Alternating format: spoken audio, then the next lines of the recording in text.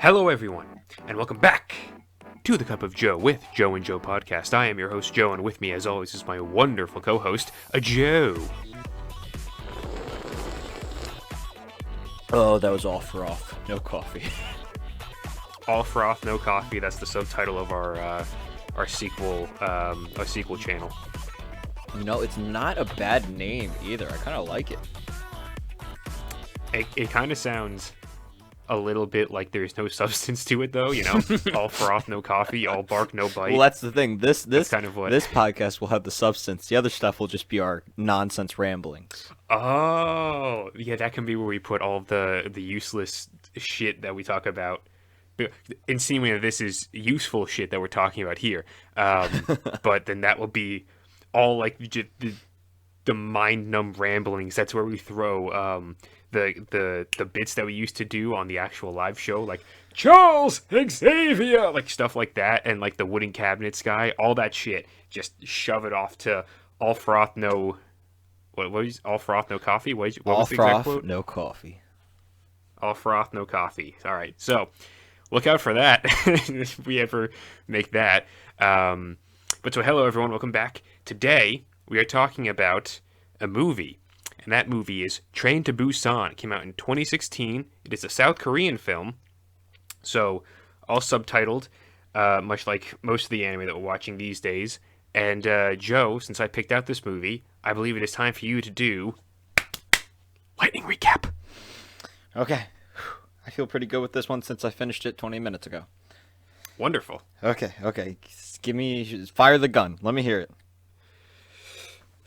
Burp, burp.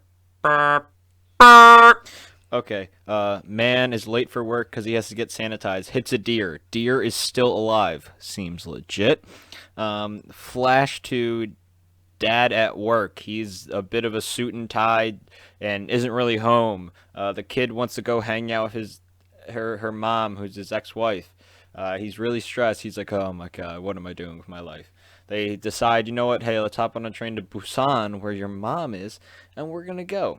They hop on the train, and while they get to the train, you start seeing some stuff on the news. You see some weird stuff happening just every once in a while outside of them, and slowly you find out there's a weird pathogen that's loose that is now causing a zombie pandemic, and the whole movie basically takes part on the train where people on the train get infected, where one woman was infected and she, right before the train took off, she like hopped on the train and accidentally hit on there, and then she started infected other people, and then the whole train got infected. And it's a zombie survival movie of them on the train. There's this really cool dude with a scarf, love him, and they fight zombies. There's a baseball team, there's a cute cheerleader. It's pretty emotional for a zombie movie, I would say. It's got some cool action. The zombies look pretty cool. They're surviving on the train. Something unique about the zombies is that they can't see in the dark, which I thought was pretty cool. A lot of people end up dying on the train because they were assholes and they paid for it. The rest survive. There's a COO who gets his ass whooped because he's a dick. There's pretty cool music. The two girls, the women and children survive. Just two of them, and they almost get shot in the head. All the women and children survive. Just two of them. It's just two of them. That's about it. Apparently, there's going to be a sequel and maybe a remake. I don't know, Joe. That's all I got. Wonderful. Yeah, so it's essentially a zombie apocalypse movie. However, while it's happening like in the rest of the world, we're focused on a core group of characters just confined to a train. And that in itself, I didn't realize how much that would stress me out, because you're just stuck on a tube. And so it's just, the entire movie is just a lot of people trying to figure out creative ways of how to circumnavigate all these undead asshats and just get to other survivors and then get them around the zombies again back to other places on the train that are safe. And that part I just thought it was really cool how they had to try and figure out how to do all that sort of crap. Yeah. So Joe, when you said this movie last week, I Yes. was like, I've never heard of that. And then I looked it up, and I'm like, oh no, why does it say horror? I was like, oh no, Mr. Gata's about to get an ass whooping if I have to sit through this.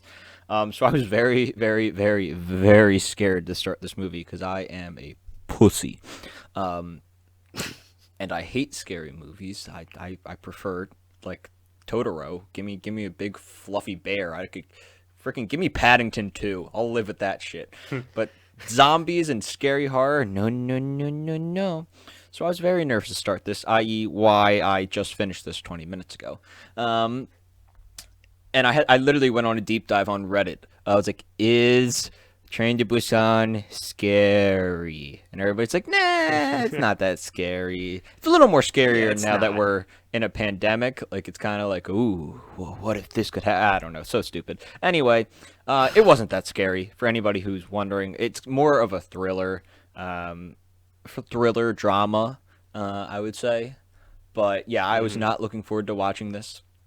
And I gotta say, I enjoyed it. I will say overall, I mean, based obviously how I've been talking so far, I'm not a zombie movie guy. Even just zombie stuff, I've never been really been interested in the genre. Whether it was video games, movies, books, anything like that, it just never was for me. So I don't think I've ever actually seen a zombie movie. I've never even seen Zombieland. Um, and that's a comedy. So this was like my first, I guess, zombie movie, and I enjoyed it. It was fun. I didn't mind the emotional parts of it were pretty cool. I think the zombie designs and just the characteristics and like the rules of the zombies were pretty cool. Um, and the setting, it was for a zombie. I feel like the zombie genre. It's pretty easy to be beating a dead horse with that. Um, Yes. and this seems pretty unique for a pretty tight, confined, no pun because they're on a train genre. You know Hmm. what I mean? Yeah, exactly. It definitely it. I find it funny that you haven't really like seen that many zombie media things, which I guess makes sense because I forgot you're not that big of a horror guy. But I knew when I recommended this, I was like, this isn't actually something that's immensely scary because I'd heard a little bit about it, and it again, like you said, it's more akin to like a thriller and like action sort of stuff as opposed to straight up like Conjuring esque type No horror. jump So scares. I That was my big thing. I looked it up. I right. literally looked at it. I'm like, does Train to Busan have jump scares? And everybody was like, no. And I was like, okay, a lot of stress has been relieved. Hmm. Yeah, jumps. I just watched whatchamacallit. I mentioned this to you yesterday, but Oh yeah, how was that? first movie I saw back, A Quiet Place 2, I gave it like meh, it's whatever. But also keep this in mind, I haven't seen part 1, so it just take that as you will. But that movie had a couple of jump scares. In particular, there was one with like crows or something like that, and I like the crows moved and I fucking like leapt out of my chair, and my friend Evan was sitting next to me, and he just turned and looked at me because I reacted so strongly to it. He was like, what the fuck? And I was like, I don't know, man. Just keep watching the movie. Don't look at me. But I react very viscerally to, to jump Yeah. scares. And every single time, too. It's not like I know it's coming. Even when it happens, I'm still pretty much like, I don't know, like that monkey brain reflex. It's just like, oh, shit. What the fuck was that? So I'm always like on edge when stuff like that happens. But this movie doesn't have that. It's more just the horror of a zombie horde running at you and infecting you with a virus that moves at the speed of plot convenience, um, which I found very interesting. So, like, coming up to, again, the beginning of this movie, just some fairly, whatever build up sort of stuff. It's establishing a couple of things. One, you have, like you said, the driver who runs over the deer, but then as he drives away and the camera pans back to the deer, all of a sudden the deer starts, like, spider Very legging, cool. and it just, Yeah, it was creepy as all the hell. setup for the movie I think was really good. I think that was a really cool setup. They didn't kind of force it or rush into it. They took their time with it. And even like the little things of like having the girl look out the window when the train's about to take off and seeing like one of Mhm. the zombies just full on fly and tackle somebody, and she's kind of like, Yes. "Did anybody else see that?" That's Hey, really yo, smart setup. yo, is anyone else catching this? Just me? She looks at Yeah. her water Okay. bottle. She's like, "I gotta stop drinking." Yeah, it's pure. It's just Everclear in there. Um, that's the other thing that I wanted to say because like while we do get that deer in the beginning, and then like you said, the people running at the train station, the build up to the actual outbreak on the train stressed the hell out of me. I don't know exactly how long it took for um, the girl who ran into the train and was infected to then go full zombie mode. But if it was like the first like 20 or 30 minutes, basically all that time was spent kind of like ramping up the stress, or at least like the latter half of that stuff was spent ramping up this stress because you know what's happening as a viewer, and then just kind of seeing how it's like playing out a little bit more. You're just like, no, no. When that employee, that train employee, was there and she was talking on the walkie, trying to get someone else to come down. She's like, yeah, this woman is burning up, and I don't know what to do. Like, you need to come down and help me. I was just like, oh no, get away, please. You're gonna fucking die. And sure enough, the girl turns, and then it's just like from then on, once that girl turns on the train, the movie doesn't let up. Like there is not a single moment where it's kind of like we can really like take some time and relax. It's like no, we are confined to this metal tube and we are moving at, 180 something miles an hour. I think he says that at one point when he's trying to calculate the time they'd have going through a tunnel. And so it's just like you're going hundreds of miles per hour on a train and you're just stuck in it. And there's just zombies all over the place. And you're like, oh my God, this is horrifying. Yeah, yeah. And with the zombies, I like them. I feel I don't, with little bit I know about zombies, I know there's like a debate between, oh, would zombies be like fast moving zombies that are like super quick, or are they like the slow like classical zombies? Mm, I kind of like how these are. They're pretty fast, but they're not they're like very they're not fast. freaking the Flash. Um, I like the way they look. I like the white eyes and the pulsed out veins. I think that's pretty cool. Mm, I will say I like the transformation into a zombie. I I don't know mm. how they actually did it like cinematography wise. Like I don't know if it was just really good choreography or if there was editing. But really cool how you see it. Their movements are first like when they're getting attacked like a normal human, it's very human movements, and as soon as like this virus sets in, the movements just become way more like jagged and sharp, and I'm like, oh my god, I'm like, whoever did that acting did a really good job of like coming up with the way that the zombies should actually be. Yeah, definitely. The choreography of how the actual actors portraying them and like doing all that quick jagged movements, it's very good and very disorienting or just disturbing because you see that and you're like a human body shouldn't move like that. That's just not It looks like you have like movement lag on the body, and then it's like you're running at like 2 frames a second. You need to bump that shit up to 60, man. Come on, get to that standard of gaming. Um, Also, what did you think about how quickly it took for the infection to actually set in? I think it was logical. I didn't think it was too crazy. Everything for a zombie movie, everything seemed logical. Like it didn't seem too freaking crazy to me actually. Mm.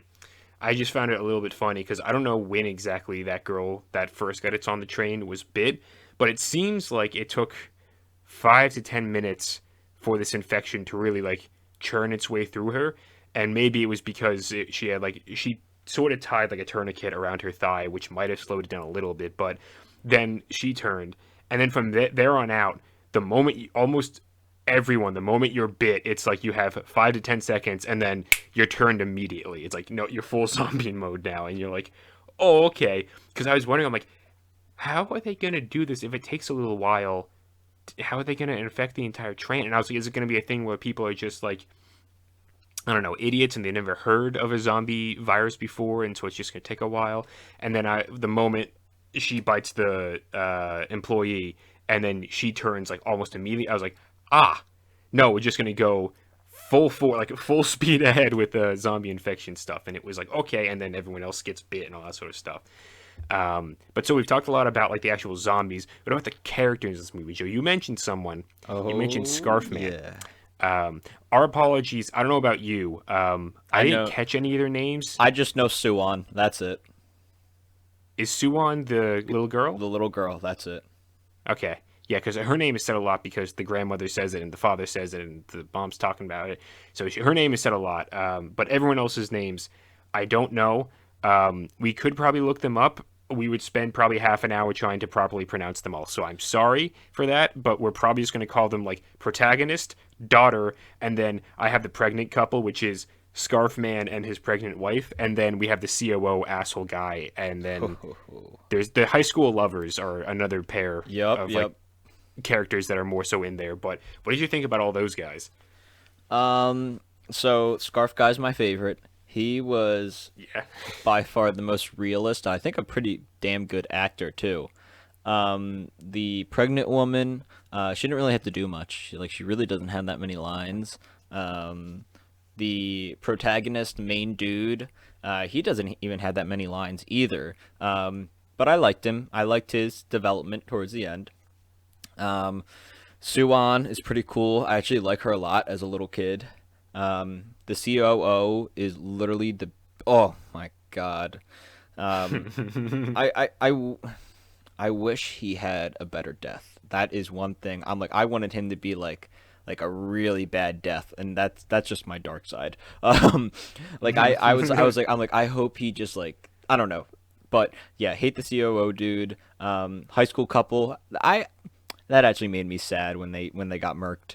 Um, That was like the saddest, but that was also like the most stereotypical aspect of oh this, yeah, I think, or one of the strongest. So when they ended up getting turned, I was just like, oh man. yeah. But yeah. Um, man, I'm trying to think. Did I miss anybody else? I mean, There was the homeless guy who was also there for a bit oh no and no was no. sacrificed I actually himself. think now I might be going crazy. Okay. I Probably. thought the homeless guy was the farmer from the beginning, like the dude who drives up to the checkpoint thing. I thought that was the same Oh, guy. I could be no. completely wrong. I probably am completely wrong, but for some reason, I just saw their faces and I thought it was the same. Uh, yeah, no, I don't think it is because I'm pretty sure that takes place like the day of sort of a thing. Like, I don't think it's going to be because he would have to have been like gone through a lot to then get to that point and look like that. So I don't think it's the same person. I think they're two completely different people. Um, but yeah, the guy in the beginning driving the truck, it said, was he entering or coming out of a quarantine zone? Where was he coming from? Do you know? I don't know. All I know is he was a farmer because they made Hmm. a comment about hand and mouth disease, which is another infectious disease that happened in Asia a couple years ago. Um, Ah. and they had to kill like all the livestock because that's how it spread.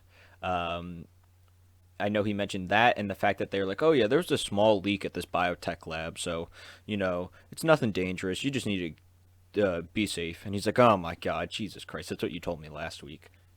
Okay, okay, yeah. I don't know why that just didn't like click into my brain or whatever, but now that all those lines of setup make sense for then everything else that follows Yeah. afterwards.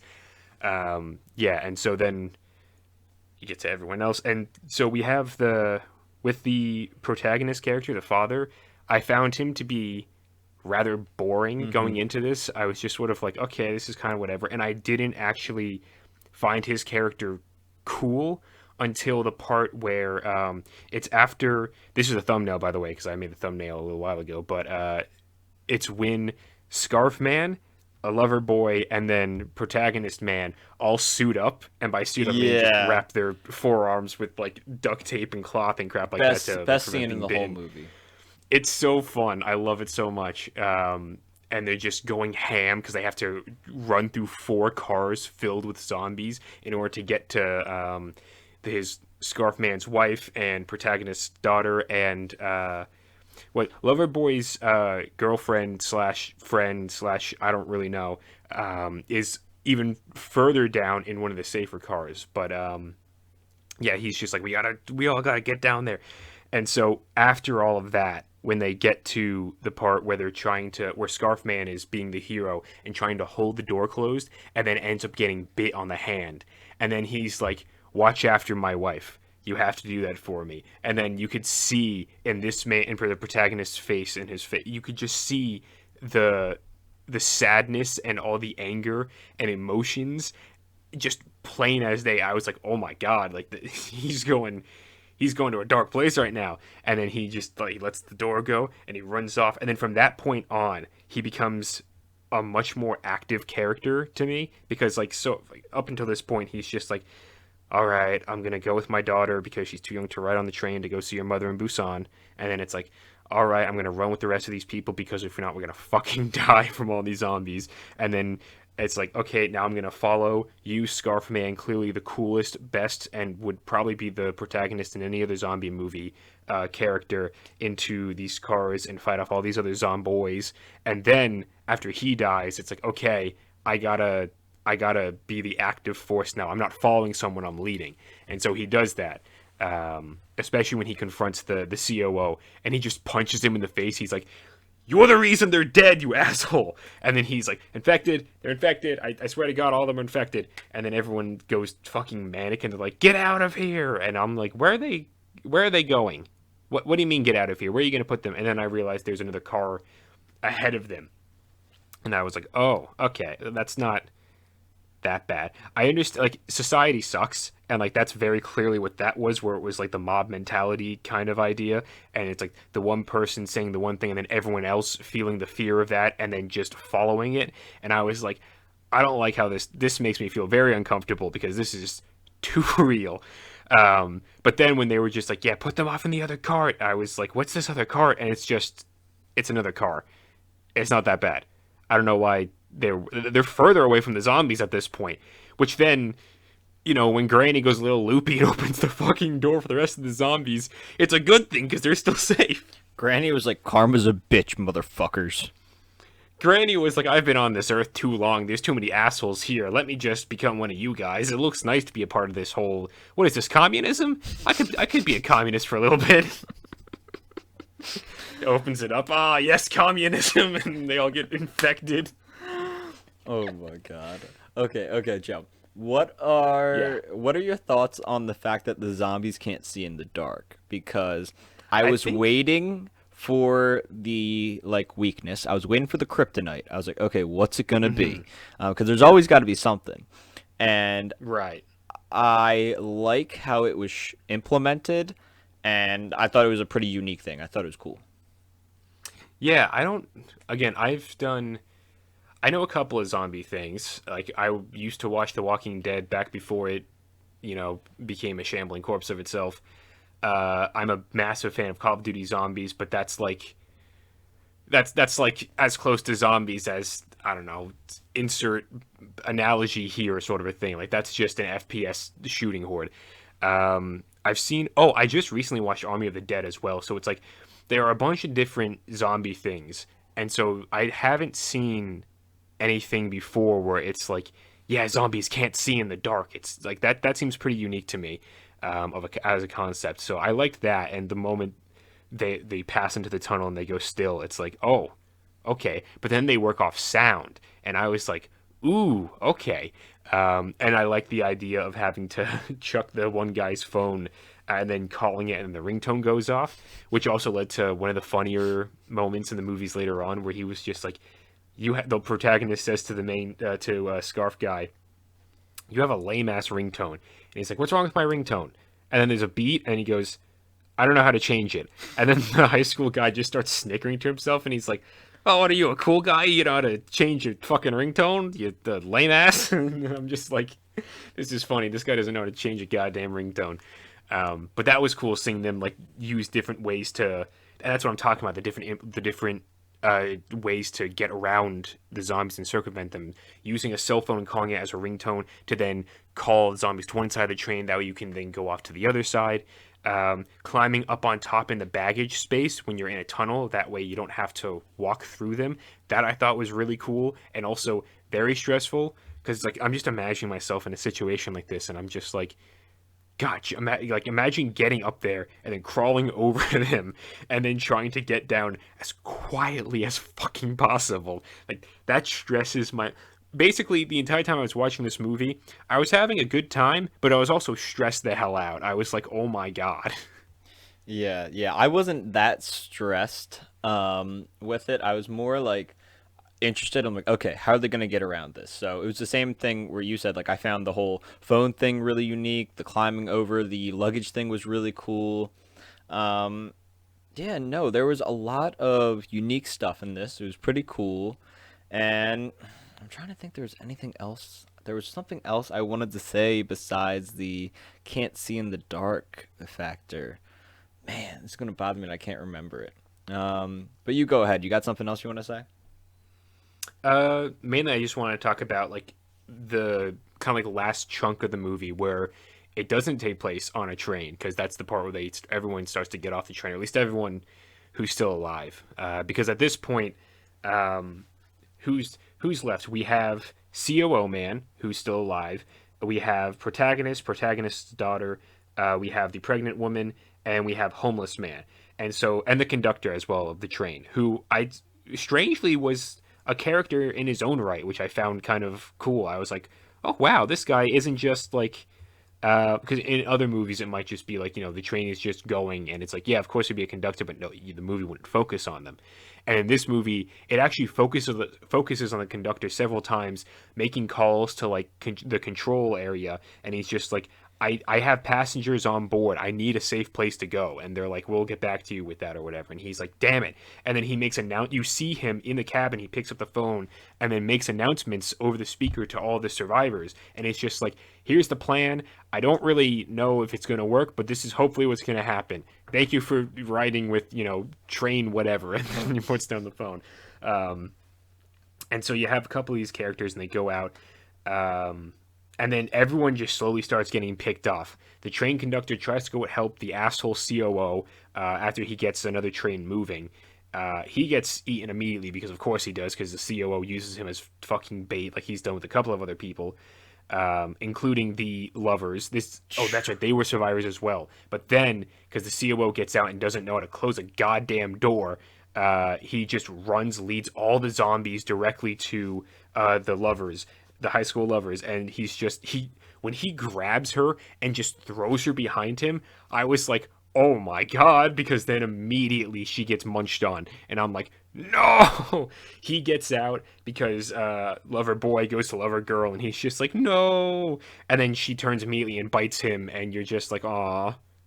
I mean, it's kind of I was gonna say it was kind of like not hopeful, but like an almost fulfilling ending, wholesome. But then I'm like, not They really, pulled a because now they're Romeo just and Juliet. kind of, yeah. Except it was neither of their decisions.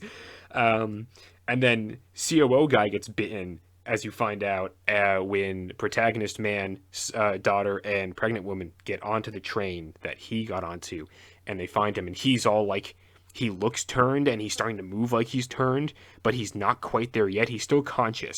And protagonist man is just like, hey, you're infected. And he looks down and he's like, oh, no, I can't be infected. And then head goes down and the head snaps back up and he's all like, and I'm going to eat you. And you're like, uh-oh. And then that's when the protagonist gets infected because he bites him on the hand and then he chucks him off the train. He's like, Alvida, this is your stop, motherfucker. Insert action hero line here. He doesn't actually say anything like that. I just think that'd be kind of funny if you put something in there.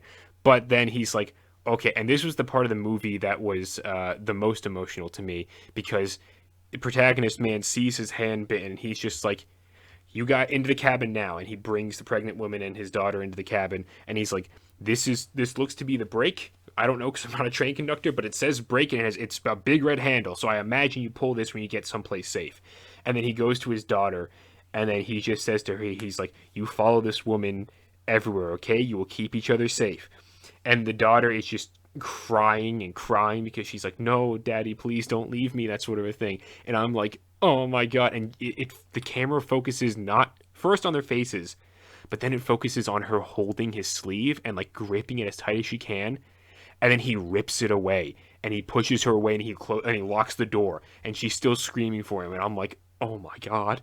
And then he sits on the end of the train and he has the final memory of him holding her when she was a tiny little baby, and then he's like, yeet, and he just throws himself off the train.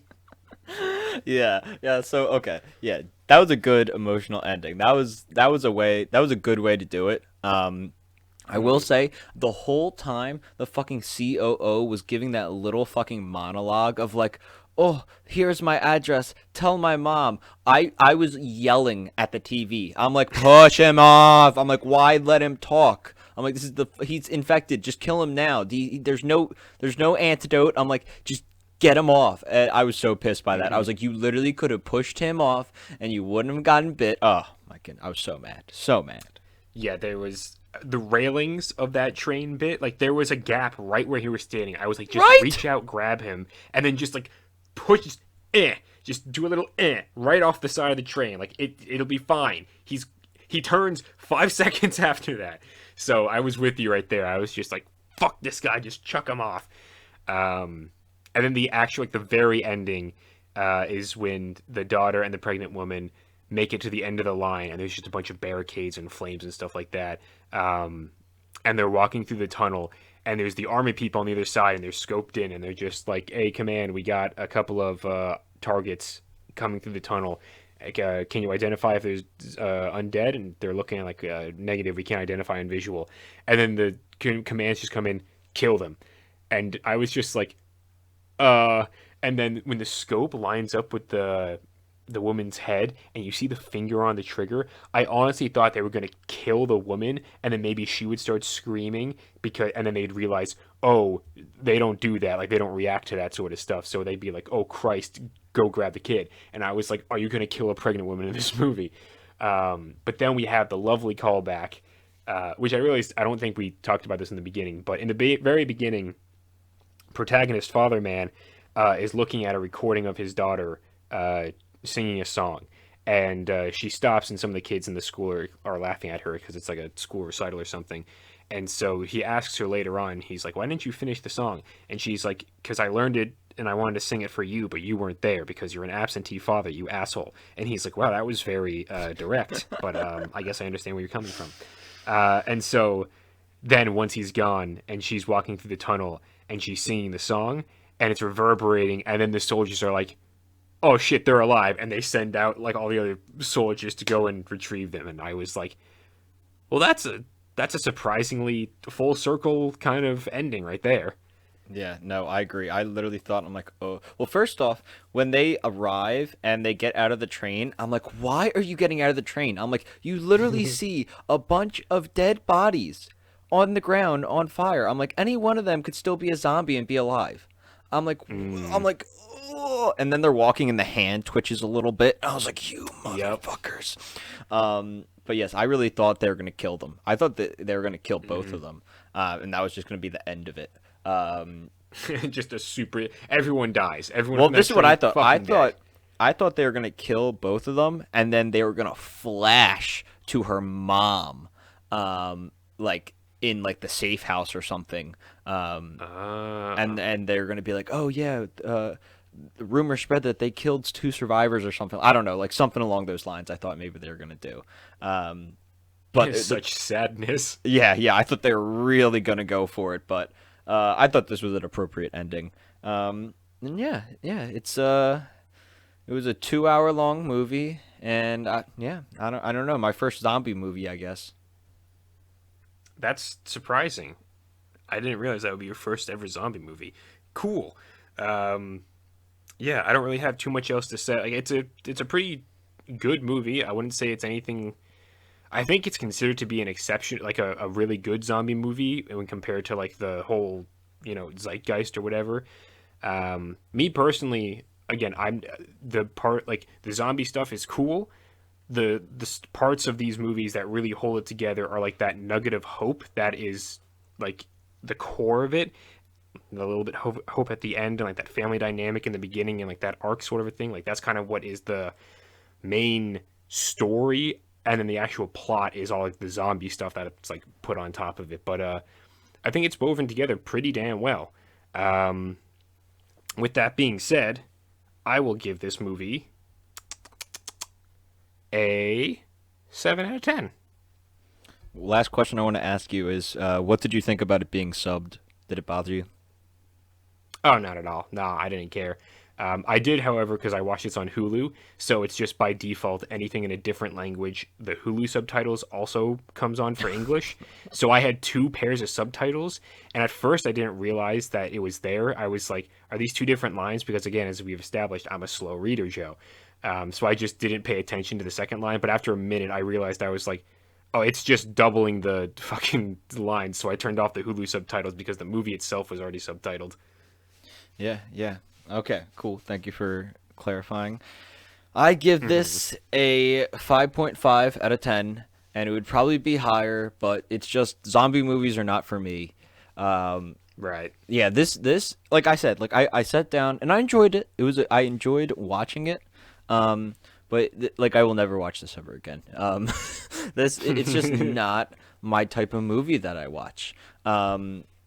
I don't know. Right. For somebody who I can imagine that somebody who likes zombie movies, this is pretty cool. Like I recognize how, like I said, with what a confined box you can do with zombies, that this thing's pretty damn unique. So that would bring us to what we're going to be watching for next week, Joe. I actually name dropped it in this episode, if you were paying close attention. Well, Oh shit! Hang on. Hang on.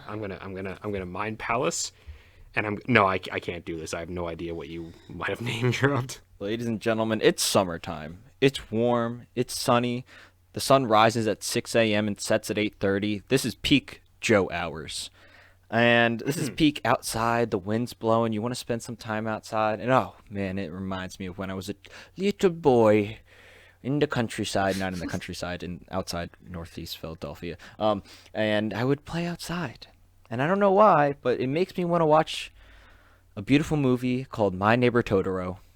And that's what we're watching. Going from one of the bloodier movies that we have to an even bloodier movie. Totoro massacres everyone. Interesting. All right. So that will be the movie for next week. Have we done a Ghibli movie on this before? Yes, yes. Oh, we've done plenty of Ghibli Mononoke. movies. Yes, but remember the other ones Mononoke. before that?